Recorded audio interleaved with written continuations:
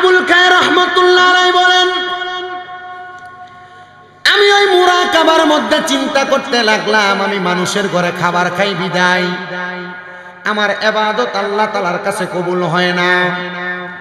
এবার আমি আবুল খায়ের রহমাতুল্লাহ আলাইহি সুন্দর করে মানুষের ঘরে খাবার খাওয়া বন্ধ করে দিলাম। আমি কোনো মানুষের ঘরে কোনো খাবার খাই না। আমি চিন্তা করতে লাগলাম, আমি যে আজকে এতদিন পর্যন্ত কোনো খাবার খাই না, তাহলে আমার পেটের ক্ষুধার কারণে আমি দুনিয়াতে কিছুদিন পরে ইন্তেকাল করব। আবুল খায়ের রহমাতুল্লাহ আলাইহি বলেন, আমি 5 দিন পর্যন্ত টানা খাবার খাওয়া বন্ধ করে দিলাম। খাবার খাওয়া যখন আমি বন্ধ করলাম, আমার একমাত্র খাবার, যখন বৃষ্টি হইতো আমার একটা নামাজের মুসল্লা ছিল, যে নামাজের মুসল্লা আমি আমার হালাল টাকা দিয়ে কিনেছিলাম, ওই নামাজের মুসল্লাটাকে আমি বৃষ্টির পানিতে ভিজাইলাম। ভিজায়া ভিজায়া আমি নামাজের মুসল্লার একটি চিপা আমি সেখান থেকে পানি বক্ষণ করলাম। অনেক দিন পর্যন্ত আমার পানির ক্ষুধা নিবারণ হইল। কিন্তু যখন আমার নামাজের মুসল্লাটা শুকিয়ে গেল, আমি নামাজের মুসল্লাটা বিছায়া বিছায়া নামাজ পড়ি, কিন্তু 5 দিন হয় আমার পানিও শেষ হয়ে গেছে, কোনো খাবার নাই, আল্লাহ তাআলা আসমান থেকে বৃষ্টিও দেয় না। এবার আমি নামাজের পাশাপাশি অবসর সময়গুলা কাটানোর জন্য পেটের ক্ষুধায় টিকতে পারতেছি না, আমি আবার দুরূদ শরীফ আদায় করতেছি, সাল্লাল্লাহু আলাইকা ইয়া রাসূলুল্লাহ, আসসালাতু ওয়াসসালামু আলাইকা ইয়া রাসূলুল্লাহ। এমন ভাবে 5 দিন চলে গেছে।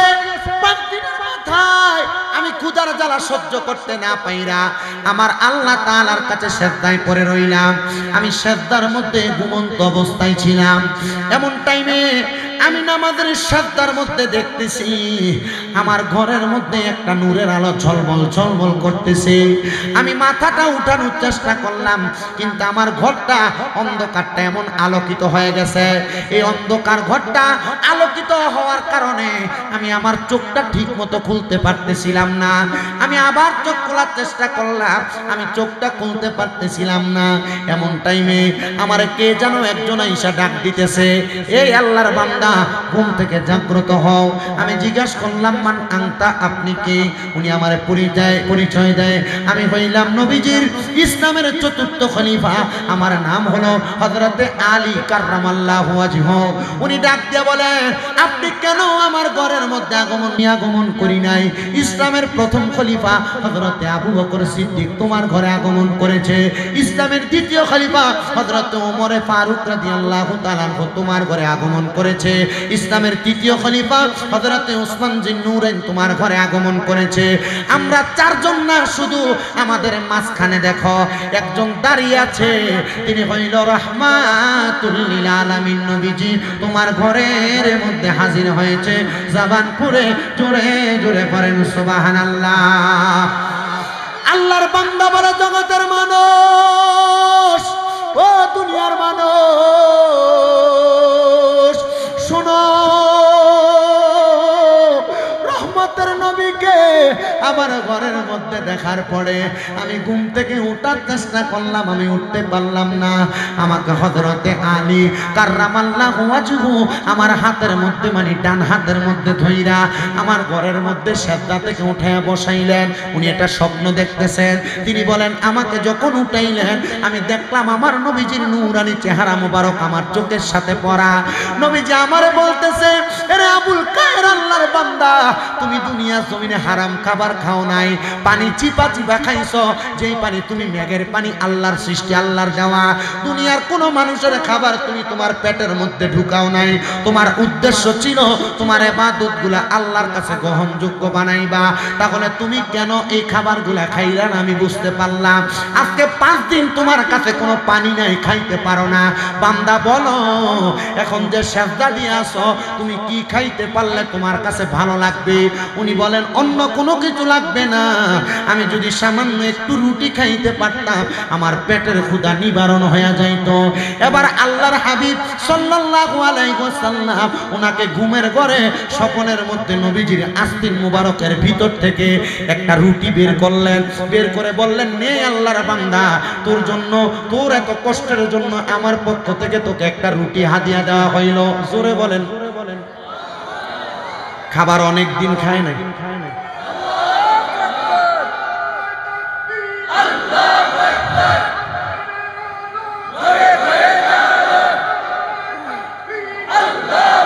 বলেন নারে রিসালাত। কারণ রসুলের ওয়াজ করতেছি তো, রসুলের রিসালাতের ওয়াজ ধ্বনিও দেওয়া লাগবে, কথা বলেন ঠিক কি না? আল্লাহ যেন কবুল করে, আমিন কর। গভীর মনোযোগ দিবেন বাবারা, ধৈর্যের সাথে মনোযোগের সাথে। অনেকক্ষণ দেরি হওয়ার কারণে আলোচনাটা একটু লাইনে পড়েছে, আপনারা মনোমুগ্ধকরতার সাথে আলোচনাটা শ্রবণ করার চেষ্টা করবেন। উনি বলেন রসুলে পাক সাল্লাল্লাহু আলাইহি ওয়াসাল্লামের আস্তিন মুবারকের ভিতর থেকে আমাকে যখন ওই টুকরাটা রুটিটা দেওয়া হইল, আমি আমার রুটিটাকে অর্ধেক পর্যন্ত খাইলাম। এমন টাইমে আমার ঘুমটা ভেঙে গেছে। আমি যে স্বপ্নটা দেখলাম, আমি মনে করলাম, আমি মনে হয় স্বপ্নটা ভুল দেখেছি, কিন্তু আমি তাকে দেখলাম রহমতের নবী আমাকে ঘুমের ঘরে স্বপ্নের মধ্যে যেই রুটিটা দিয়েছে, ওই অর্ধেক রুটি আমি স্বপ্নে খাইছি, আর ঘুম ভাঙার পরে অর্ধেক রুটি আমার হাতের মধ্যে আছে। ও বান্দা,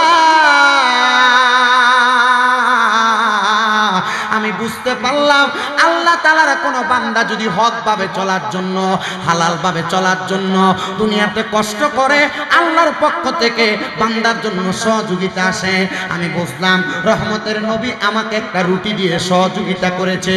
এবার আল্লাহর বান্দা আবুল খায়ের রহমতুল্লাহ আলাইহি বলে, আমি আল্লাহ তাআলার অনেক ইবাদত করতে লাগলাম। ইবাদত করতে করতে আমার স্ত্রীটা আমি আবুল খায়েরকে ছেড়ে দিয়ে আমার এলাকা থেকে চলে গেছেন। চলে যাওয়ার পরে আমি তার কাছে আমাকে ছেড়ে দেওয়ার কারণ জানতে চাইলাম। স্ত্রী, তুমি আমাকে কেন ছেড়ে দিয়েছ? বলে, আপনি তো আল্লাহ এবং রসুলকে নিয়ে পড়ে আছেন, আমি স্ত্রীকে ঠিক মতো সময় দেন না। স্বামী বলে, আমি আমার স্ত্রীকে উত্তর দিলাম, এই যে আমার একটা সন্তান দেখতে পাও, এই সন্তানকে তোমাকে সময় দেওয়ার ফল না। বলে, হ্যাঁ, আমি তোমাকে ঠিকভাবে সময় দেই না। বলে, আপনি এমন ভাবে থাকতেছেন, আপনার লেবাসে মনে হয় আপনাকে মৌলবী মৌলবী লাগে। বাংলার সমাজে কুমিল্লার কাপ্তান বাজারে এমন অনেক মহিলা আছে, জামাই দাড়ি রাখলে কয় বুড়ার মতো লাগে। দাড়ি রাখো না, বয়সটা হোক তারপরে তুমি দাড়িটা রাখবা।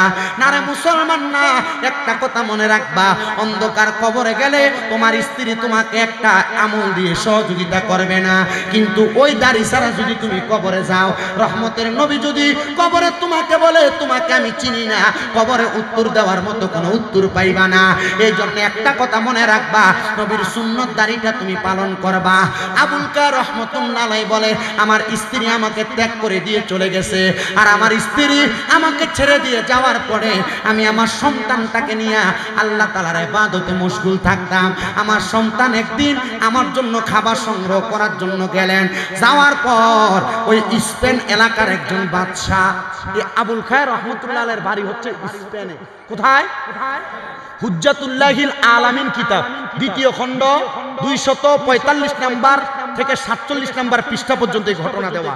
উনি বলেন, স্পেন এলাকায় আমার ছেলে গেছে আমার জন্য একটু খাবার সংগ্রহ করার জন্য। আপনার খাবার কি? বলে, আমার খাবার হচ্ছে একটা রুটিকে 4 টুকরা করা। এই 4 টুকরা রুটির 2 টুকরা ফজরের নামাজের পূর্বে আমি এবং আমার সন্তান সাহারি করা, আর 2 টুকরা ফজর মাগরিবের নামাজের আগে আমি এবং আমার সন্তানের ইফতার করা।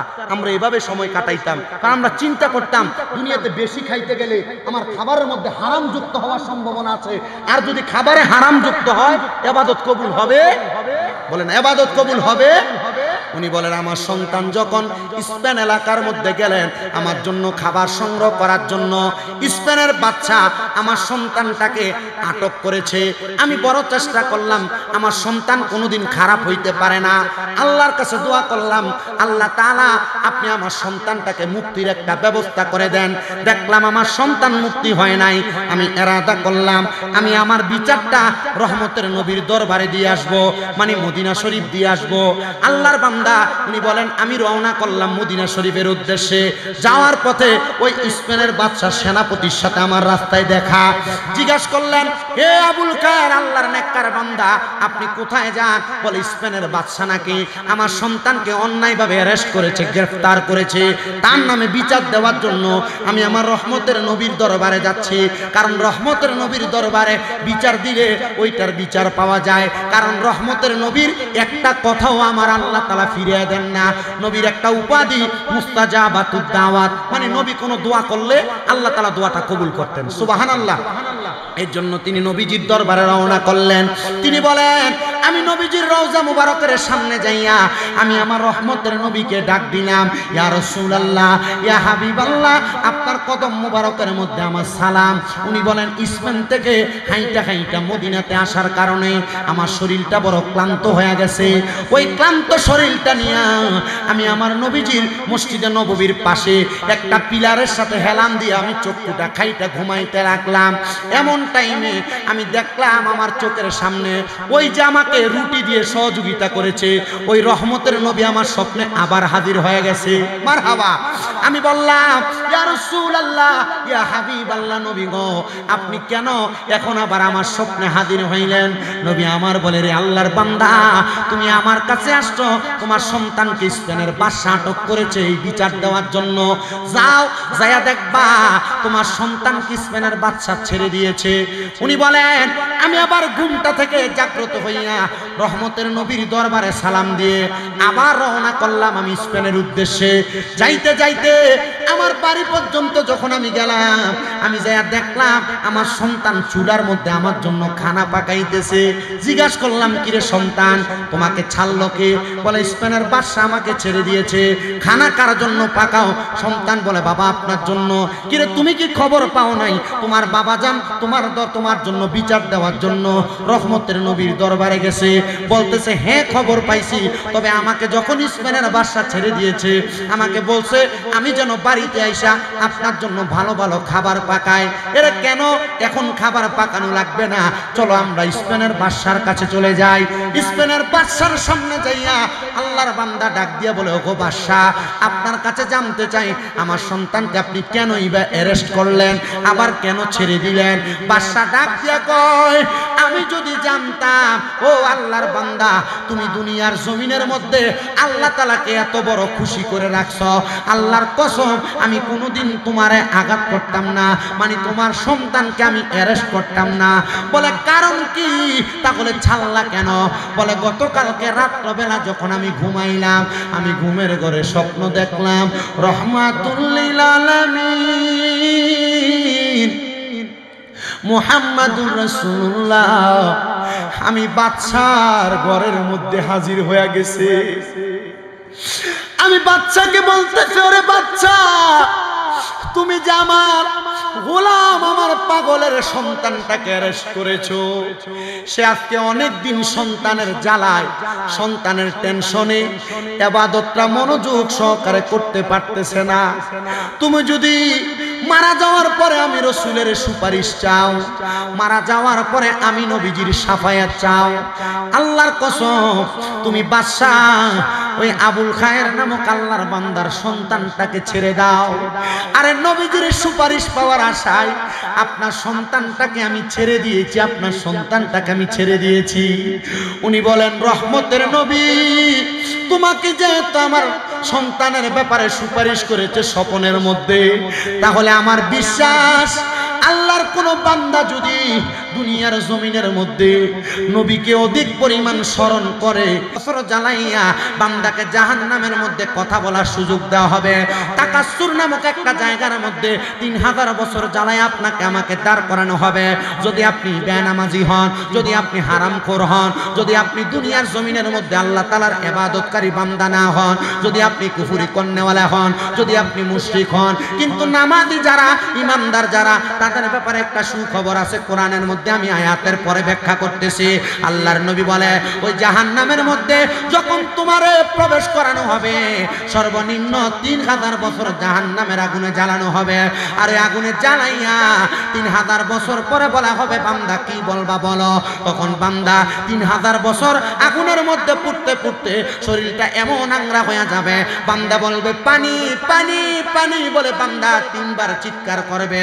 চিৎকার একবার করার পরে বান্দাকে কি পানি দেওয়া হবে? আপনার মনে কি একবার প্রশ্ন জাগে না, হুজুর লোকটা তো জাহান্নামী, লোকটাকে কি পানি দেওয়া হবে? নবী আমার বলে, উম্মত, জাহান্নামী বান্দাটারে কি পানি দেওয়া হবে? এটার উত্তর জানতে চাও? হ্যাঁ, পানি দেওয়া হবে। নবী গো, কেমন পানি দেওয়া হবে? আমরা দুনিয়াতে পানি যখন পান করি, আমাদের পানির গ্লাসটা হয় কাঁচের অথবা স্টিলের অথবা প্লাস্টিকের হয়, কিন্তু মুসলমান একটাবার চিন্তা করে দেখবেন, একটাবার চিন্তা করে দেখবেন, অন্ধকার কবরে গেলে আল্লাহ তাআলা কি পানি আপনার পান করাইব? রহমতের নবী উত্তর প্রদান করতেছে, তোমরা যখন পানি পান করবা, ওই জাহান্নামী ব্যক্তিদেরকে একটা আগুনের গরম পাত্র দেওয়া হবে, যেই পাত্রটা হবে লোহার পাত্র। লোহাকে যখন আগুনের মধ্যে দেওয়া হয়, দেখবেন উত্তপ্ত কয়লার মতো গরম হয়ে থাকে। কথা বলেন না? লোহার পাত্র যখন আগুনের মধ্যে দেওয়া হয়, দেখবেন লোহার পাত্রটা উত্তপ্ত কয়লার মতো দেখা যায়। তখন ওই বান্দা উত্তপ্ত গরম ওই কাপের মধ্যে, আপনি মনে করেছেন আপনাকে মিনারেল ওয়াটার সাদা পানি দেওয়া হবে? না রে মুসলমান, অন্য জাহান্নামীদেরকে জাহান্নামের আগুনের মধ্যে যে জ্বালাইলো, জাহান্নামের আগুনের মধ্যে যে পুরাইলো, ওই জাহান্নামীদের রক্ত এবং পুঁজগুলো নিচে পড়ছে। ওই রক্ত এবং পুঁজগুলা ওই লোহার গরম পাত্রের মধ্যে নেওয়া হবে আপনাকে পান করানোর জন্য, যদি আপনি গুনাহগার হন। ও আমার কাপ্তান বাজারের যুবক, কাপ্তান বাজারের মুরব্বী বাবারা, কাপ্তান বাজার এলাকার পর্দার অন্তরালের মা বোনেরা, আপনি কি গুনার কাজ করতেছেন, কি বাজে কাজ করতেছেন, কি নামাজ ছাড়তেছেন, এগুলার ব্যাপারে আপনাকে কেউ জিজ্ঞাসা করা লাগবে না।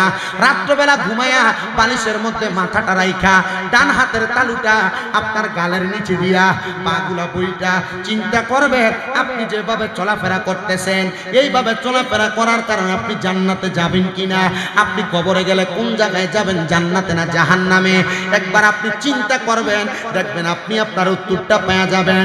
দুনিয়ার পানির মধ্যে একটা মশা যদি পড়ে, ওই পানি ফালাইয়া দিয়া আপনি 2-3 বার গ্লাসটা ধুইয়া তারপরে পানিটা পান করেন। কিন্তু মুসলমান, ও আমার যুবক ভাই মুরব্বী বাবারা, চিন্তা করে দেখেন, রক্ত আর পুঁজগুলো আপনাকে দেওয়া হবে পান করার জন্য, আপনি বান্দা তখন পান করবেন কিনা, এটাও তো আপনার মনে প্রশ্ন জাগতে পারে।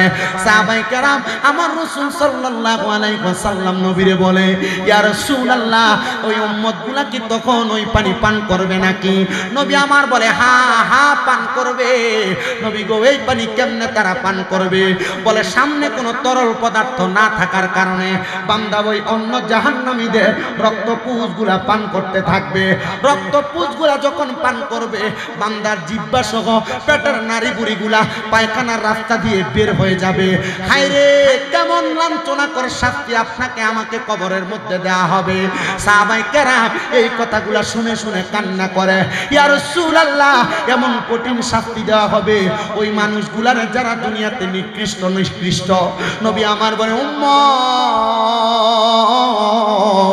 এই শাস্তি শুধু দেওয়া হবে না, এই শাস্তি শুধু দেওয়া হবে না, কিন্তু যারা নামাজি, যারা ইমানদার, যারা মুত্তাকি, যারা হালাল খাবার খায়, এদের ব্যাপারে আমার আল্লাহ তাআলা ঘোষণা করতেছে, হে দুনিয়ার বান্দার দলেরা, আল্লাহ তাআলা ঘোষণা কইরা আপনাকে আমাকে সুসংবাদ দিতেছে।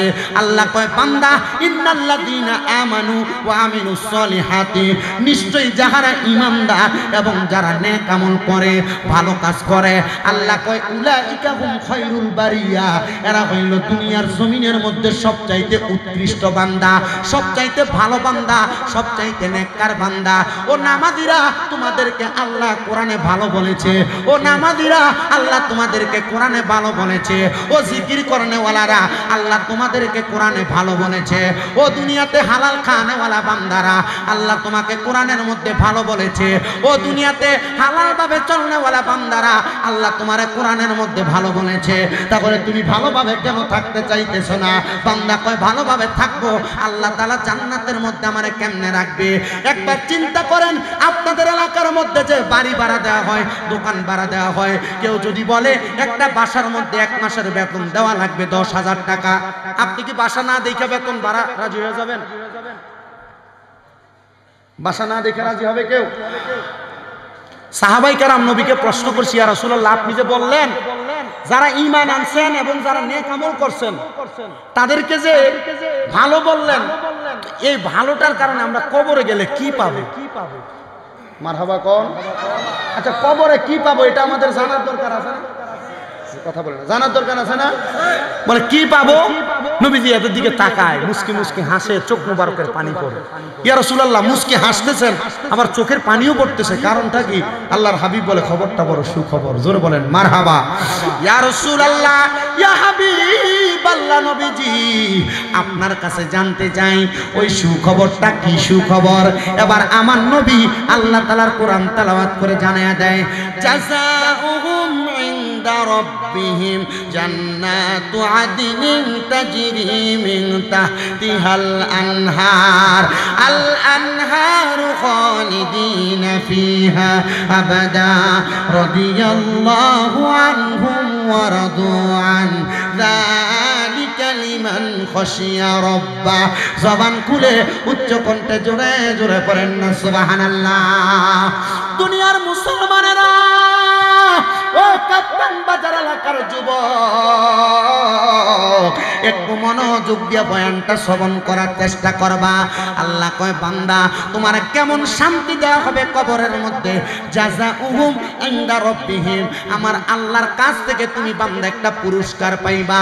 আল্লাহ কি পুরস্কার আপনার কাছে আমরা জানতে চাই। আল্লাহ কয়, বান্দা ওই পুরস্কারটার নাম হলো জান্নাতু আদনিন, ওই পুরস্কারটার নাম হলো জান্নাতুল আদন। আল্লাহ তাআলার 8টা জান্নাতের মধ্যে আল্লাহ তাআলা কয়, বান্দা শুই গেল, ওই জান্নাতের মধ্যে একটা জান্নাতের নাম হলো জান্নাতুল আদন। যারা দুনিয়াতে ঈমান আনে, যারা দুনিয়াতে নেক আমল করে, তাদেরকে আমার আল্লাহ তাআলা দুনিয়ার জমিন থেকে কবরে যাওয়ার পর একটা পুরস্কার দিবেন। ওই পুরস্কারের নাম হলো জান্নাতুল আদন। সাহাবায়ে কেরাম বলে, ইয়া রাসূলুল্লাহ, ওগো নবীজি ওই জান্নাতুল আদনটা দেখতে কেমন? আমার নবী বলে, তাজরি মিন তাহতিহাল আনহার। ও নবী কেমন এটা তো আমরা বুঝতে চাই। নবী কয়, সুন্দর, তাজরি এত সুন্দর, তাহতিহাল আনহার, ওই জান্নাতের নিচে দিয়ে একটা নহর প্রবাহিত হবে। কি নহর প্রবাহিত হবে? একটু মনোযোগ দিয়ে শুনেন। হাদিস শরীফে ওই নহরের ব্যাপারে বলা হচ্ছে, ওই নহরের মধ্যে এক প্রকারের পানি থাকবে না, ওই নহরের মধ্যে 4 প্রকারের পানি থাকবে। গোমতী নদীতে সাদা পানি প্রবাহিত হয়, কিন্তু জান্নাতের নদীতে 4 প্রকারের পানি প্রবাহিত হবে। ইয়া রাসূলুল্লাহ, ওই নদীটা কোনটা? নবী আমার কয়, র আলিফ জিম বা, ওই নদীর নাম হলো রজব নদী। ওই নদীর মধ্যে 4 প্রকারের পানি থাকবে। 1 নাম্বার পানির নাম হলো ইন্না আতাইনা কাল কাউসার, হাউজে কাউসারের পানি। 2 নাম্বার পানির নাম হলো শারাবাম তাহুরা, পবিত্র পানি। 3 নাম্বার পানি হইল জান্নাতের দুধ। 4 নাম্বার পানি হলো জান্নাতের আলাদা একটা স্পেশাল শরবত। ও নবী, ওই 4 প্রকারের পানি কারা পান করবে?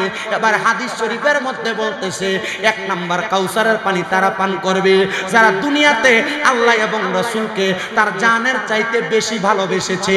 ও মুসলমান, কাপ্তান বাজার এলাকার মানুষ, আপনারা বলেন আমাদের অন্তরে আল্লাহ এবং রাসূলের ভালোবাসা বেশি বেশি আছে না নাই? বলে হুজুর আছে, কথা সত্য, আমরা নামাজ পড়ি না। আল্লাহর নবী কয়, যারা বলে আমরা মুখে বললাম আল্লাহ রাসূলকে ভালোবাসে, কিন্তু তারা ইবাদতের দিক দিয়ে কাঁচা, এরা মিথ্যুক, এরা আমাদের দলভুক্ত নয়। আপনি বলতেছেন মুসলমান, কিন্তু মুসলমান যা করা দরকার আপনি তা করেন না। নবী কয়, এরা মিথ্যুক, এরা আমাদের দলভুক্ত নয়। যদিও আমরা দাবি করি মুসলমান, যদি আমরা দাবি করি মুসলমান, নবী এদেরকে কি বলছেন? মিথ্যুক। আপনি আমি তো দাবি করতেছি মুসলমান, কি আমাদের কথা, কি কথার ধরন, কিন্তু আমরা মুসলমান দাবি করার পর আমাদের অপকর্মগুলা আমাদেরকে রাসূল বলতেছেন যে এরা আমাদের দলভুক্ত নয়। এরা মুসলমান দাবি করলে এরা নামের কামের। আর মোহাব্বতে বলেন না সুবহানাল্লাহ। না না, জোরে কর নাউজুবিল্লাহ। আল্লাহ যেন আমাদেরকে কবুল করে ইসলামের জন্য মুমিন হিসাবে। মুসলমান ইমানদারেরা, আল্লাহ তাআলা যে জান্নাত দিবে, ওই জান্নাতের নিচে দিয়ে নদী প্রবাহিত হবে, পানি হবে 4 রকমের। তাহলে কাউসারের পানি তারা পান করবে যারা দুনিয়া, তারা পান করবে যারা কোনোদিন নেশা করে নাই। নবী আমার বলে 3 নাম্বার জান্নাতের দুগ্ধ তারা পান করবে। ইয়া রাসূলুল্লাহ, কারা পান করবে? নবীজি রহমতের নবী আমার বলে, উম্মত ওই শারাবান তাহুরার পরে জান্নাতে দুধ তারা পান করবে। যারা কোনোদিন মানুষের জমি দখল করে নাই, এতিমের হক মাইরা খায় নাই।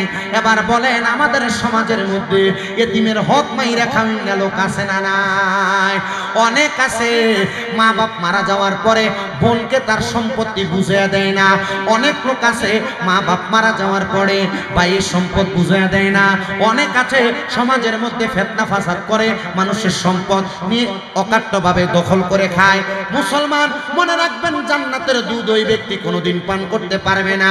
নবীজি কেন বলে? ওই ব্যক্তি মানুষের এতিমের সম্পদ ভোগ করার কারণে।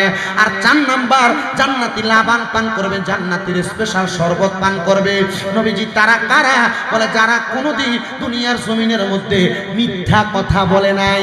মিথ্যা কথা যদি বলেন তাহলে আপনাকে একটা পানি পান করানো হবে, যে পানির নাম হলো তিনাতুল খাবাল। হাদিস শরীফে বলে ওই যে অন্যান্য জাহান্নামীদের রক্ত এবং কুশ। মারহাবা পড়েন।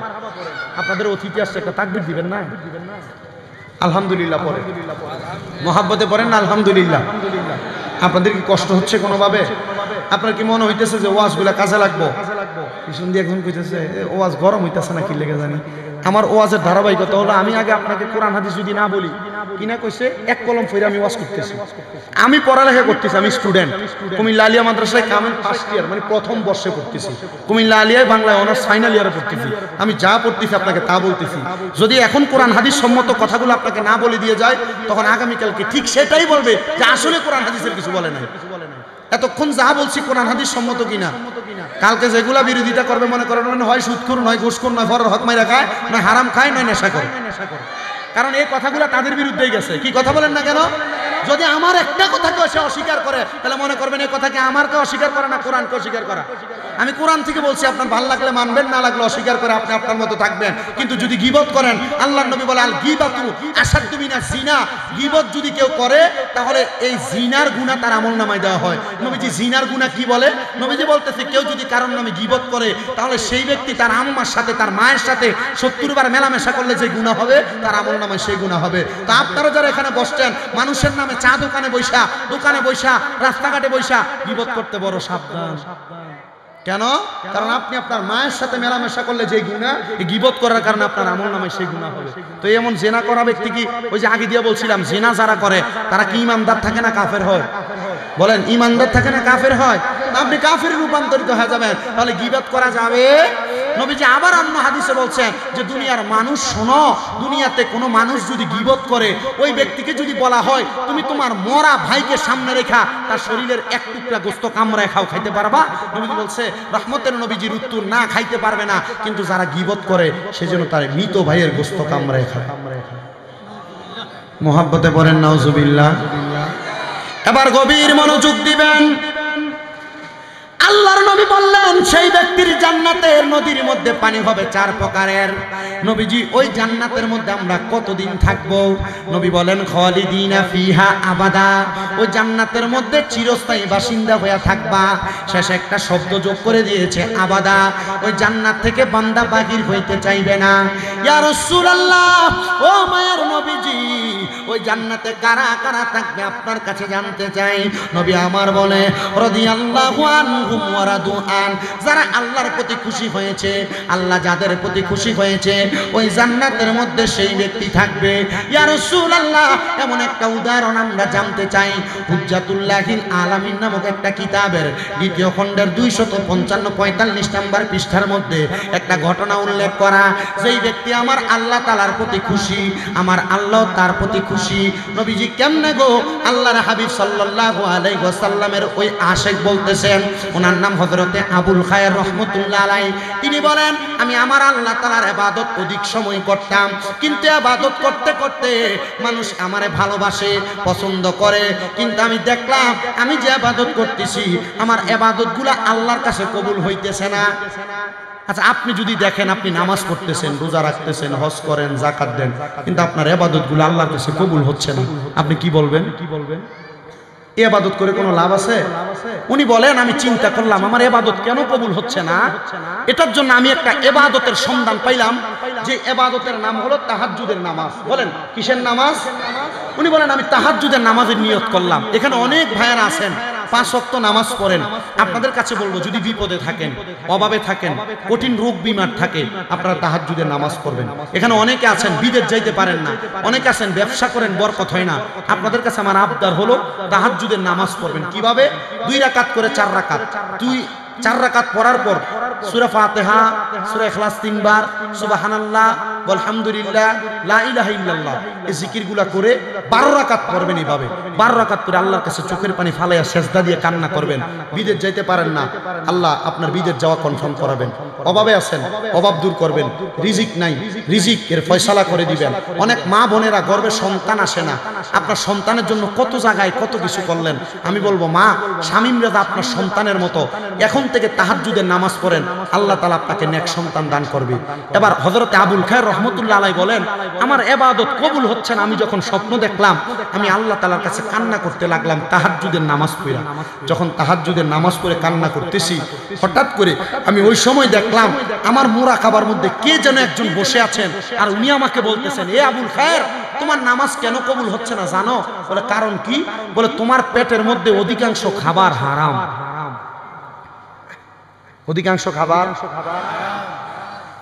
আমরা অনেকে মানুষের ঘরে খাবার খাই, ঠিক, সে আমাকে হালাল খাওয়াইলো না হারাম খাওয়াইলো এটা যাচাই কথা বলেন না, যাচাই।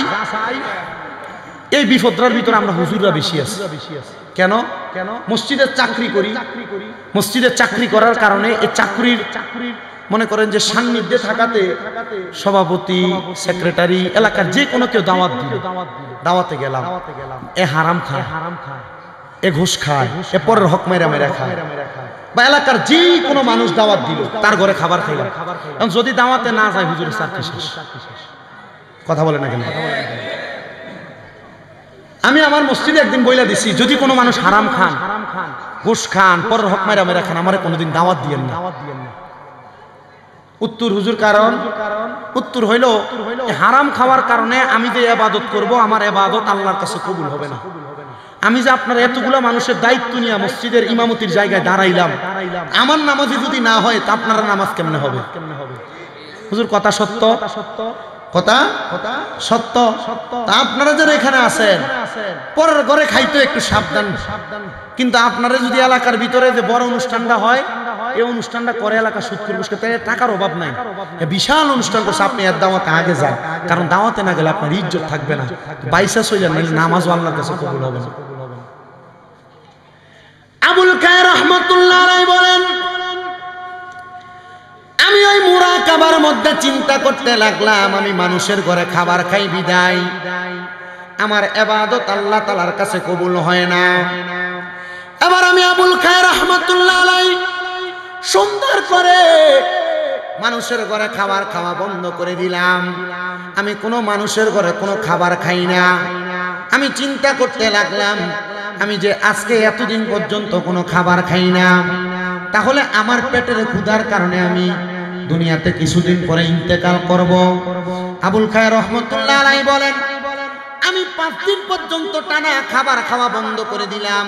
খাবার খাওয়া যখন আমি বন্ধ করলাম, আমার একমাত্র খাবার যখন বৃষ্টি হইতো, আমার একটা নামাজের মুসল্লা ছিল, যে নামাজের মুসল্লা আমি আমার হালাল টাকা দিয়ে কিনেছিলাম, ওই নামাজের মুসল্লাটাকে আমি বৃষ্টির পানিতে ভিজাইলাম। ভিজায়া ভিজায়া আমি নামাজের মুসল্লার একটি চিপা আমি সেখান থেকে পানি বক্ষণ করলাম। অনেক দিন পর্যন্ত আমার পানির ক্ষুধা নিবারণ হইল, কিন্তু যখন আমার নামাজের মুসল্লাটা শুকিয়ে গেল, আমি নামাজের মুসল্লাটা বিছায় বিছায় নামাজ পড়ি, কিন্তু 5 দিন হয় আমার পানিও শেষ হয়ে গেছে, কোনো খাবার নাই, আল্লাহ তাআলা আসমান থেকে বৃষ্টিও দেয় না।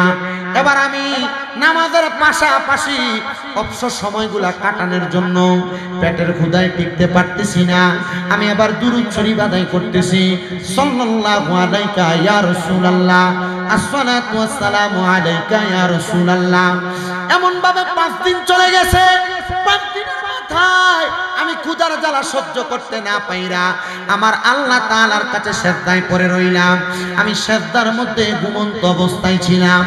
এমন টাইমে আমি নামাজের সাজদার মধ্যে দেখতেছি আমার ঘরের মধ্যে একটা নূরের আলো ঝলমল ঝলমল করতেছে। আমি মাথাটা উঠানোর চেষ্টা করলাম, কিন্তু আমার ঘরটা অন্ধকারটা এমন আলোকিত হয়ে গেছে। এই অন্ধকার ঘরটা আলোকিত হওয়ার কারণে আমি আমার চোখটা ঠিক মতো খুলতে পারতেছিলাম না। আমি আবার চোখ খোলার চেষ্টা করলাম, আমি চোখটা খুলতে পারতেছিলাম না। এমন টাইমে আমার কে যেন একজন আইসা ডাক দিতেছে, এই আল্লাহর বান্দা ঘুম থেকে জাগ্রত হও। আমি জিজ্ঞাসা করলাম, মান আনতা, আপনি কে? উনি আমার পরিচয় দেয়, আমি হইলাম নবীজির ইসলামের চতুর্থ খলিফা, আমার নাম হলো হযরতে আলী কাররামাল্লাহু ওয়াজহু। উনি ডাক দিয়ে বলেন, আপনি কেন আমার ঘরের মধ্যে আগমন করি নাই? ইসলামের প্রথম খলিফা হযরতে আবু বকর সিদ্দিক তোমার ঘরে আগমন করেছে। ইসলামের দ্বিতীয় খলিফা হযরতে ওমর ফারুক রাদিয়াল্লাহু তাআলা তোমার ঘরে আগমন করেছে। ইসলামের তৃতীয় খলিফা হযরতে উসমান জিন্নুরাইন তোমার ঘরে আগমন করেছে। আমরা চারজন না, শুধু আমাদের মাঝখানে দেখো একজন দাঁড়িয়ে আছে, তিনি হইল রাহমাতুল লিল আলামিন নবীজি তোমার ঘরের মধ্যে হাজির হয়েছে। জবান খুলে জোরে জোরে পড়েন সুবহানাল্লাহ। আল্লাহর বান্দা বলে, জগতের মানুষ, ও দুনিয়ার মানুষ, শোনো, রহমতের নবীকে আমার ঘরের মধ্যে দেখার পরে আমি ঘুম থেকে উঠার চেষ্টা করলাম, আমি উঠতে পারলাম না।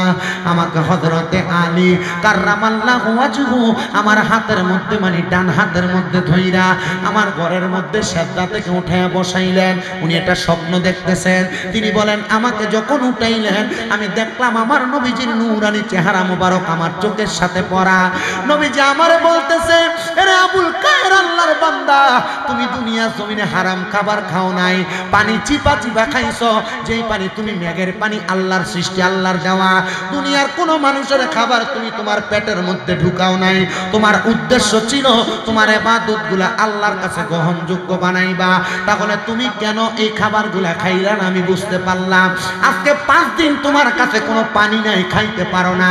বান্দা বলো, এখন যে সেজদা দিয়ে আসো, তুমি কি খাইতে পারলে তোমার কাছে ভালো লাগবে? উনি বলেন, অন্য কোনো কিছু লাগবে না, আমি যদি সামান্য একটু রুটি খাইতে পারতাম আমার পেটের ক্ষুধা নিবারণ হয়ে যাইত। এবার আল্লাহর হাবিব সাল্লাল্লাহু আলাইহি ওয়াসাল্লাম ওনাকে ঘুমের ঘরে স্বপ্নের মধ্যে নবীজির আস্তিন মুবারকের ভিতর থেকে একটা রুটি বের করলেন। বের করে বললেন, নে আল্লাহর বান্দা, তোর জন্য, তোর এত কষ্টের জন্য আমার পক্ষ থেকে তোকে একটা রুটি হাদিয়া দেওয়া হইল। জোরে বলেন। খাবার অনেক দিন খায় না।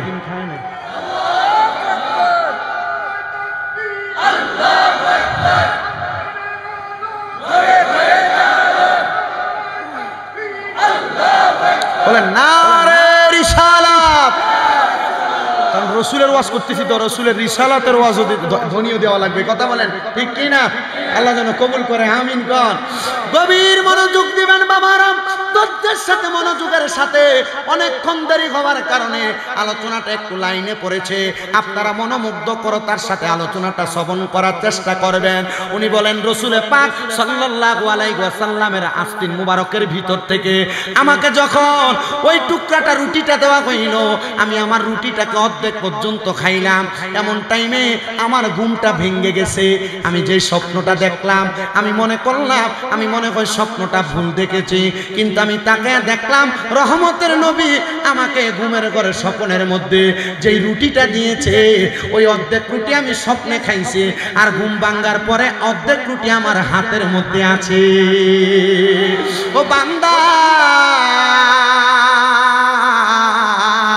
আমি বুঝতে পারলাম আল্লাহ তাআলার কোন বান্দা যদি হক ভাবে চলার জন্য, হালাল ভাবে চলার জন্য দুনিয়াতে কষ্ট করে, আল্লাহর পক্ষ থেকে বান্দার জন্য সহযোগিতা আসে। আমি বুঝলাম রহমতের নবী আমাকে একটা রুটি দিয়ে সহযোগিতা করেছে। এবার আল্লাহর বান্দা আবুল খায়ের রহমতুল্লাহ আলাইহি বলে, আমি আল্লাহ তাআলার অনেক ইবাদত করতে লাগলাম। ইবাদত করতে করতে আমার স্ত্রীটা আমি আবুল খায়েরকে ছেড়ে দিয়ে আমার এলাকা থেকে চলে গেছেন। চলে যাওয়ার পরে আমি তার কাছে আমাকে ছেড়ে দেওয়ার কারণ জানতে চাইলাম। স্ত্রী, তুমি আমাকে কেন ছেড়ে দিয়েছ? বলে, আপনি তো আল্লাহ এবং রসুলকে নিয়ে পড়ে আছেন, আমি স্ত্রীকে ঠিক মতো সময় দেন না। স্বামী বলে, আমি আমার স্ত্রীকে উত্তর দিলাম, এই যে আমার একটা সন্তান দেখতে পাও, এই সন্তানকে তোমাকে সময় দেওয়ার ফল না। বলে, আমি তোমাকে ঠিকভাবে সময় দেই না। বলে, আপনি এমন ভাবে থাকতেছেন, আপনার লেবাসে মনে হয় আপনাকে মৌলবী মৌলবী লাগে। বাংলার সমাজে কুমিল্লার কাপ্তান বাজারে এমন অনেক মহিলা আছে, জামাই দাড়ি রাখলে কয় বুড়ার মতো লাগে। দাড়ি রাখো না, বয়সটা হোক তারপরে তুমি দাড়িটা রাখবা। না রে মুসলমান না, একটা কথা মনে রাখবা, অন্ধকার কবরে গেলে তোমার স্ত্রী তোমাকে একটা আমল দিয়ে সহযোগিতা করবে না, কিন্তু ওই দাড়ি ছাড়া যদি তুমি কবরে যাও, রহমতের নবী যদি কবরে তোমাকে বলে তোমাকে আমি চিনি না, কবরে উত্তর দেওয়ার মতো কোনো উত্তর পাইবা না। এই জন্য একটা কথা মনে রাখবা, নবীর সুন্নত দাড়িটা তুমি পালন করবা। আবুল কার রহমতুল্লাহ আলাইহি বলে, আমার স্ত্রী আমাকে ত্যাগ করে দিয়ে চলে গেছে, আর আমার স্ত্রী আমাকে ছেড়ে দিয়ে যাওয়ার পরে আমি আমার সন্তানটাকে নিয়ে আল্লাহ তাআলার ইবাদতে মশগুল থাকতাম। আমার সন্তান একদিন আমার জন্য খাবার সংগ্রহ করার জন্য গেলেন। যাওয়ার পর ওই স্পেন এলাকার একজন বাদশাহ, এই আবুল খায়ের রহমতুল্লাহ আলাইহির বাড়ি হচ্ছে স্পেনে। কোথায়? হুজ্জাতুল্লাহিল আলামিন কিতাব, দ্বিতীয় খণ্ড 245 নাম্বার থেকে 47 নাম্বার পৃষ্ঠা পর্যন্ত এই ঘটনা দেওয়া। উনি বলেন, স্পেন এলাকায় আমার ছেলে গেছে আমার জন্য একটু খাবার সংগ্রহ করার জন্য। আপনার খাবার কি? বলে, আমার খাবার হচ্ছে একটা রুটিকে 4 টুকরা করা। এই 4 টুকরা রুটির 2 টুকরা ফজরের নামাজের পূর্বে আমি এবং আমার সন্তান সাহারি করা, আর 2 টুকরা ফজর মাগরিবের নামাজের আগে আমি এবং আমার সন্তানের ইফতার করা। আমরা এভাবে সময় কাটাইতাম, কারণ আমরা চিন্তা করতাম দুনিয়াতে বেশি খাইতে গেলে আমার খাবারের মধ্যে হারাম যুক্ত হওয়ার সম্ভাবনা আছে, আর যদি খাবারে হারাম যুক্ত হয় ইবাদত কবুল হবে? বলেন, ইবাদত কবুল হবে? উনি বলেন, আমার সন্তান যখন স্পেন এলাকার মধ্যে গেলেন আমার জন্য খাবার সংগ্রহ করার জন্য, স্পেনের বাচ্চা আমার সন্তানটাকে আটক করেছে। আমি বড় চেষ্টা করলাম আমার সন্তান কোনোদিন খারাপ হইতে পারে না। আল্লাহর কাছে দোয়া করলাম, আল্লাহ তাআলা আপনি আমার সন্তানটাকে মুক্তির একটা ব্যবস্থা করে দেন। দেখলাম আমার সন্তান মুক্তি হয় নাই। আমি ইরাদা করলাম আমি আমার বিচারটা রহমতের নবীর দরবারে দিয়ে আসব, মানে মদিনা শরীফ দিয়ে আসব। আল্লাহর বান্দা উনি বলেন, আমি রওনা করলাম মদিনা শরীফের উদ্দেশ্যে। যাওয়ার পথে ওই স্পেনের বাদশা সেনাপতির সাথে আমার রাস্তায় দেখা। জিজ্ঞাসা করলেন, হে আবুল খায়ের, আল্লাহর নেককার বান্দা, আপনি কোথায় যান? বলে, স্পেনের বাদশা নাকি আমার সন্তানকে অন্যায়ভাবে অ্যারেস্ট করেছে, গ্রেফতার করেছে, তার নামে বিচার দেওয়ার জন্য আমি আমার রহমতের নবীর দরবারে যাচ্ছি। কারণ রহমতের নবীর দরবারে বিচার দিলে ওইটার বিচার পাওয়া যায়, কারণ রহমতের নবীর একটা কথাও আমার আল্লাহ তাআলা ফিরিয়ে দেন না। নবীর একটা উপাধি মুস্তাজাবাতুদ দাওয়াত, মানে নবী কোনো দোয়া করলে আল্লাহ তাআলা দোয়াটা কবুল করতেন। সুবহানাল্লাহ। এর জন্য তিনি নবীজির দরবারে রওনা করলেন। তিনি বলেন, আমি নবীজির রওজা মুবারকের সামনে যাইয়া আমি আমার রহমতের নবীকে ডাক দিলাম, ইয়া রাসূলুল্লাহ, ইয়া হাবিবাল্লাহ, আপনার কদম মুবারকের মধ্যে আমার সালাম।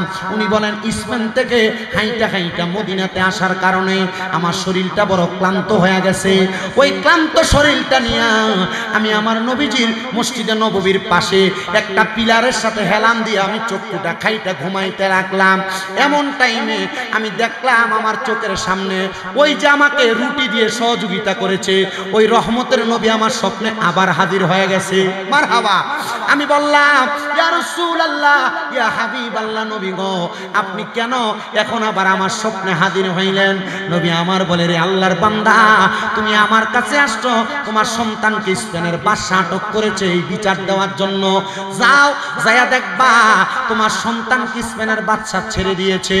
উনি বলেন, আমি আবার ঘুমটা থেকে জাগ্রত হইয়া রহমতের নবীর দরবারে সালাম দিয়ে আবার রওনা করলাম আমি স্পেনের উদ্দেশ্যে। যাইতে যাইতে আমার বাড়ি পর্যন্ত যখন আমি গেলাম, আমি যাইয়া দেখলাম আমার সন্তান চুলার মধ্যে আমার জন্য খানা পাকাইতেছে। জিজ্ঞাসা করলাম, কিরে সন্তান, তোমাকে ছাড়লো কে? বলে স্পেনের বাদশা আমাকে ছেড়ে দিয়েছে। খানা কার জন্য পাকাও? সন্তান বলে, বাবা আপনার জন্য। কিরে তুমি কি খবর পাও নাই? তোমার বাবা যান তোমার জন্য বিচার দেওয়ার জন্য রহমতের নবীর দরবারে গেছে। বলতেছে, হ্যাঁ খবর পাইছি, তবে আমাকে যখন স্পেনের বাদশা ছেড়ে দিয়েছে আমাকে বলছে আমি যেন বাড়িতে আইসা আপনার জন্য ভালো ভালো খাবার পাকাই। এরা কেন? এখন খাবার পাকানো লাগবে না, চলো আমরা স্পেনের বাদশার কাছে চলে যাই। স্পেনের বাদশার সামনে যাইয়া আল্লাহর বান্দা ডাক দিয়া বলে, ওগো বাদশা, আপনার কাছে জানতে চাই আমার সন্তানকে আপনি কেনই বা অ্যারেস্ট করলেন, আবার কেন ছেড়ে দিলেন? বাদশা ডাক দিয়া কয়, আমি যদি জানতাম ও আল্লাহর বান্দা তুমি দুনিয়ার জমিনের মধ্যে আল্লাহ তাআলাকে এত বড় খুশি করে রাখছ, আল্লাহর কসম আমি কোনোদিন তোমারে আঘাত করতাম না, মানে তোমার সন্তানকে আমি অ্যারেস্ট করতাম না। বলে কারণ কি? তাহলে ছাড়লা কেন? বলে গতকালকে রাত্রবেলা যখন আমি ঘুমাইলাম, আমি ঘুমের ঘরে স্বপ্ন দেখলাম রহমাতুল লিল আলামিন মুহাম্মাদুর রাসূলুল্লাহ আমি বাদশার ঘরের মধ্যে হাজির হয়ে গেছে। আমি বাচ্চাকে বলতেছি, ওরে বাচ্চা, তুমি যে আমার গোলাম, আমার পাগলের সন্তানটাকে অ্যারেস্ট করেছো, সে আজকে অনেক দিন সন্তানের জ্বালায়, সন্তানের টেনশনে ইবাদতটা মনোযোগ সহকারে করতে পারতেছে না।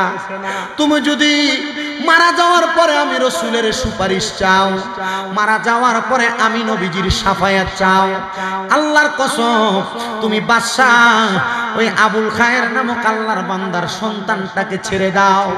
আরে নবীজির সুপারিশ পাওয়ার আশায় আপনার সন্তানটাকে আমি ছেড়ে দিয়েছি, আপনার সন্তানটাকে আমি ছেড়ে দিয়েছি। উনি বলেন, রহমতের নবী, তোমাকে যেহেতু আমার সন্তানের ব্যাপারে সুপারিশ করেছে স্বপ্নের মধ্যে, তাহলে আমার বিশ্বাস আল্লাহর কোন বান্দা যদি দুনিয়ার জমিনের মধ্যে নবীকে অধিক পরিমাণ স্মরণ করে দান করবে। আমি প্রথমে আপনাকে বলেছি আপনার টাকার অভাব নাই, ব্যাংকে আপনার অনেক ব্যালেন্স আছে, আপনার ড্রয়ার ভর্তি টাকা আছে, আপনার জায়গা সম্পদ আছে, কিন্তু আপনার নবীকে আপনি দেখেন নাই, নবীর রওজা মোবারক দেখেন নাই। এই টাকা দিয়ে কোনো লাভ হবে না, এই সম্পদ দিয়ে কোনো লাভ হবে না। আবুল খায়ের রহমতুল্লাহ আলাইহি বলে, কোন আল্লাহর বান্দা যদি দুনিয়ার জমিনের মধ্যে থাইকা রহমাতুল লিল আলামিন নবীকে বেশি বেশি স্মরণ করে গো, আমার আল্লাহ তাআলা ওই ব্যক্তিকে মরণের আগে একবার নবীজির দিদার দান করবে। বলেন সুবহানাল্লাহ। আরে কত মানুষ প্রশ্ন করে নবীজির দিদার কেমনে পাবে? একবার নবীজির দিদার পাওয়া দরকার, একবার নবীজির দিদার পাওয়া দরকার। আরে নবীজির দিদার যদি না পান, মনে রাখবেন এলাকার মানুষ যখন মারা যায় বিসমিল্লাহি ওয়া আলা মিল্লাতে রাসূলিল্লাহ বলে আপনাকে যখন কবরে নামানো হবে, রাহমাতুল লিল আলামিন নবী বলে, সেই যদি আল্লাহর কোরআন রাসূলে পাকের হাদিস পড়া কবরে আসতে পারে, তাহলে দুনিয়ার মানুষ দেখবে তাকে মাটির মধ্যে শোয়া দেওয়া হয়, কিন্তু আমি নবী বললাম তাকে মাটির মধ্যে শোয়ানো হয় না। আমি রহমতের নবীর নূরানি কুল মুবারকের মধ্যে আমি ওই উম্মতকে নিয়ে নেই। বলেন সুবহানাল্লাহ। বলেন রহমতে আলমে নবী আল্লাহ আল্লাহ আল্লাহ আল্লাহ দম থাকিতে হইল না তার নাম, ওরে মুসলমান দম থাকিতে হইল না তার নাম। মারহাবা আল্লাহ আল্লাহ দম থাকিতে হইল না তার নাম, মুমিন মুসলমান দম থাকিতে হইল না তার নাম। মারহাবা আল্লাহ আল্লাহ আল্লাহ আল্লাহ জিকির কর, আল্লাহর নামটি স্মরণ কর, আল্লাহ তাআলা পার করবে সাদাই। মারহাবা আল্লাহ আল্লাহর জিকির করিয়া যাও না ফানা হইয়া আল্লাহর জিকির কর সর্বদাই পাগল মন আমার দম থাকিতে বইল না তার নাম মারহাবা আল্লাহ আল্লাহ আমি কথা কইতাম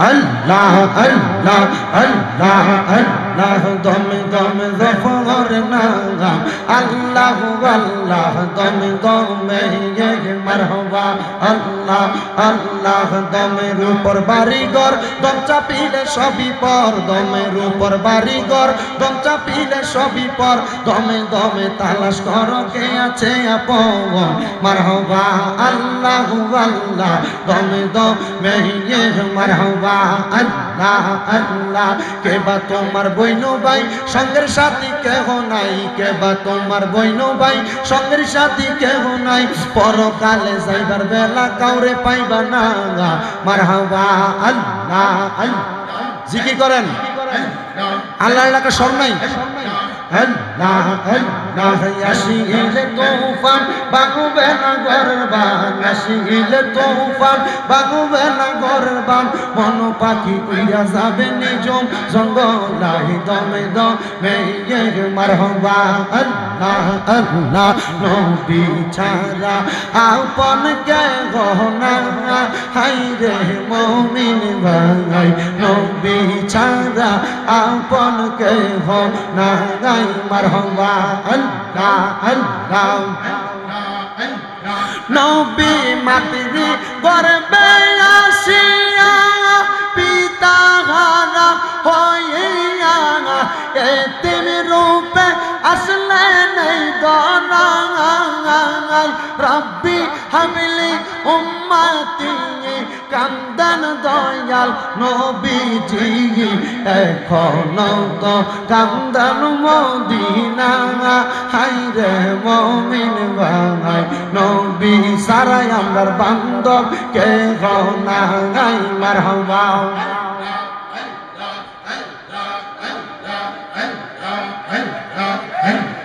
আল্লাহ আল্লাহ আল্লাহ নবী ছাড়া বান্ধব কে না হাই রে মুমিন ভাই নবী ছাড়া বান্ধব কে না মারহাবা আল্লাহ আল্লাহ আল্লাহ আল্লাহ মনরে বন্ধু বান্ধব আছে যত জানা যাই যাবে শত শত আগার গোরে কেউ তো যাবে না হাঙা হাঙা মনরে মারহাবা আল্লাহ আল্লাহ ওই কবরে সঙ্গের সাথী নবী নুরি দন পাগল মন একবার হার বাবলি না রে তোর হইব রে মরগন মারহাবা আল্লাহ আল্লাহ মনরে ধন সম্পত্তি আছে যত পরে থাকবে শত শত আপন তোমার কেউ তো হবে না মনরে মারহাবা আল্লাহ আল্লাহ ওই কবরে ধন সম্পত্তি আমল ইমান সব হঠাৎ একদিন আজরাইলে ফাঁসি দিব তোমার গলে শেষ করিব আমাদের জীবন মন রে মারহাবা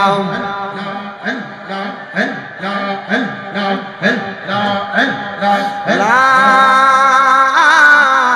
ইলাহা ইল্লাল্লাহু মুহাম্মাদুর রাসূলুল্লাহ সাল্লাল্লাহু আলাইহি ওয়াসাল্লাম সবাই পড়ি সাল্লাল্লাহু আলাইহি ওয়াসাল্লাম আল্লাহুম্মা আমিন আল্লাহুম্মা আমিন আলহামদুলিল্লাহি রাব্বিল আলামিন আসসালাতু ওয়াসসালামু আলা রাসূলিল কারীম রব্বানা যালামনা আনফুসানা ওয়া ইল্লাম তাগফির লানা ওয়া তারহামনা লানাকুনান্না মিনাল খাসিরিন রব্বানা আতিনা ফিদ দুনিয়া হাসানাতাও ওয়া ফিল আখিরাতি হাসানাতাও ওয়া কিনা আযাবান নার মাবুদ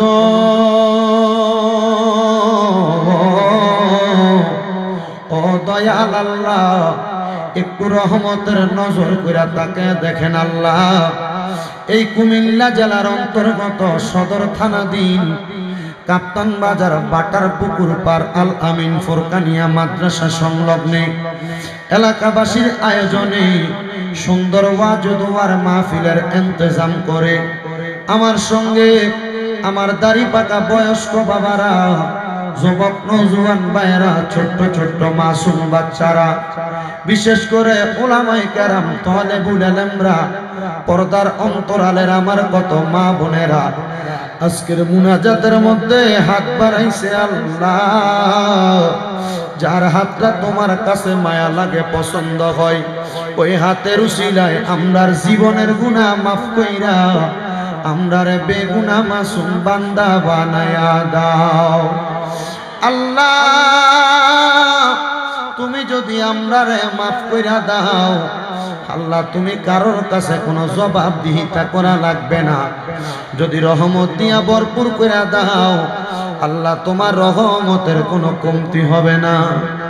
রহিম রহমান নামটি তোমার আল্লাহ আছে আমরার জানা, সেই নামেরও সিলাই গো গুনাহ করে দাও ক্ষমা আল্লাহ। আমরা গুনাহ করছি, বড় অন্যায় করে ফেলাইছি গো আল্লাহ। আমরার গুনার দিকে না তাকাইয়া রাহমাতুল লিল আলামিন নবীর উসিলায় আমরা সবাই রে তুমি কবুল আর মঞ্জুর করে নাও দয়াল রে। আজকের মুনাজাতে কে জানি হাত বাড়াইছে, কার জানি জগতের মধ্যে আব্বা নাই, যেই বাবা রিক্সা চালাইয়া মাটি খাইটা মাথার গাম পায়ে পালাইয়া পরের বাড়িতে বদলার কাজ কইরা সন্তানরে মানুষের মতো মানুষ বানানোর জন্য আব্বা নিজের রক্তরে পানি বানাইছে। এমন আব্বা যাদের অন্ধকার কবরে রে আল্লাহ, আব্বার কবর তুমি আল্লাহ জান্নাতের বাগান বানায়া দাও। মনিব কার জানি জগতের মধ্যে মা নাই, হায়রে মা, যেই মারে মা কইয়া ডাক দিলে কলিজার আগুন পর্যন্ত ঠান্ডা হইয়া যায়। আল্লাহ কে জানি হাত বাড়াইছে এমন জনম দুঃখী মারে কবর দেশে শোয়াইয়া, ওরে 3.5 হাত গর্তে ফেলে কেমন করে আইলা চলে, তোমার বাড়ি আইতে দেরি হইলে যে মা ঘুমাইতো না, ওই কবর দেশে মায়ের পাশে একটু রইলি না। কেমন আছেন বাবা মনি, কেমন আছেন মা জননী, একবার তো খবর লইলি না।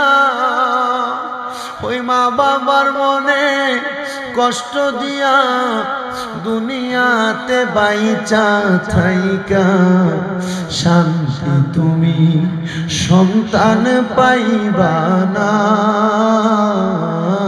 রে। মা বাবার খবর লইলি না। আল্লাহ কত এতিমেরা মাহফিল শেষ করে বাড়িতে যাবে, সবার চেহারা দেখবে কিন্তু মা বাবার চেহারা দেখবে না। আল্লাহ যাদের মা বাবা কবরে, আম্মা আব্বার কবর জান্নাতের বাগান বানিয়ে দাও। যাদের মা বাবা বেঁচে আছে আম্মা আব্বার হায়াতের মধ্যে বরকত দান করো, আম্মা আব্বার সেবা যত্ন করার তৌফিক দান করো। আল্লাহ প্রত্যেকের ব্যবসা বাণিজ্য কাজে কর্মে চাকরি বাকরির মধ্যে বরকত দান করো। যারা পড়ালেখা করে বিদ্যা বুদ্ধি বাড়াইয়া দাও, মানে সম্মান ইজ্জতে জিন্দেগি নসিব করে দাও। আল্লাহ বিশেষ করে আজকের মাহফিলে যারা টাকা দিয়া, পয়সা দিয়া, শ্রম দিয়া, বুদ্ধি দিয়া, পরামর্শ দিয়া, মাইক দিয়া, লাইট দিয়া, প্যান্ডেল দিয়া, সোশ্যাল মিডিয়ার বাইরা সহ সম্মানিত শ্রোতা মণ্ডলী, অতিথি মণ্ডলী, প্রত্যেককে তুমি আল্লাহর কুদরতের দরবারে কবুল মঞ্জুর করে নাও। সোনার বাংলাদেশের উপর তোমার খাস রহমত বরকত দান করো। আল্লাহ আমার ফিলিস্তিনের মুসলমান ভাইদেরকে তুমি হেফাজত দান করো, ইসরায়েলের জালেমের জুলুম থেকে তাদেরকে হেফাজত দান করো। আল্লাহ বিশেষ করে বাংলাদেশের কত মানুষ দেশ বিদেশ থেকে দোয়া চায়, প্রত্যেকের খাস দোয়া তুমি কবুল মঞ্জুর করো। এ আলামিন ফুরকানিয়া মাদ্রাসার জন্য 50,000, 20,000, 10,000, 5,000, 2,000, 1,000 পর্যন্ত, 1 টাকা পর্যন্ত যারা সহযোগিতা করেছে প্রত্যেকের দোয়া তুমি কবুল মঞ্জুর করো। এই মাহফিল কিয়ামতের আগ পর্যন্ত দায়েম এবং কায়েম রাখো। পর্দার অন্তরালে কত মা বোনেরা দোয়া চাই, আমার মা বোনদেরকে কবুল মঞ্জুর করে নাও রাব্বুল আলামিন। আল্লাহ অনেক প্রবাসী ভাইরা বিদেশ থেকে দোয়া চায়, আমার প্রত্যেক প্রবাসী ভাইদের খাস দোয়া তুমি কবুল মঞ্জুর করে নাও রাব্বুল আলামিন। আল্লাহ অনেকে পার্সোনাল ভাবে দোয়া চাইছে, আল্লাহ প্রত্যেকের খাস দোয়াগুলো কবুল মঞ্জুর করে। আমাদের প্রত্যেকের মরণের আগে বারবার তাওয়াফে বাইতুল্লাহ, জিয়ারতে রওজা রাসূলুল্লাহ নসিব করায়েন। আর আখিরি নবী মুহাম্মদ মুস্তাফা আহমদ মুস্তাফা সাল্লাল্লাহু আলাইহি ওয়াসাল্লামের ওসিলায় আমাদের প্রত্যেককে দরখাস্ত কবুল করে মরণের আগে আখিরি জবানে মধুর কালেমা পড়ায়া দিবেন, লা ইলাহা ইল্লাল্লাহু মুহাম্মাদুর রাসূলুল্লাহ সাল্লাল্লাহু আলাইহি ওয়াসাল্লাম।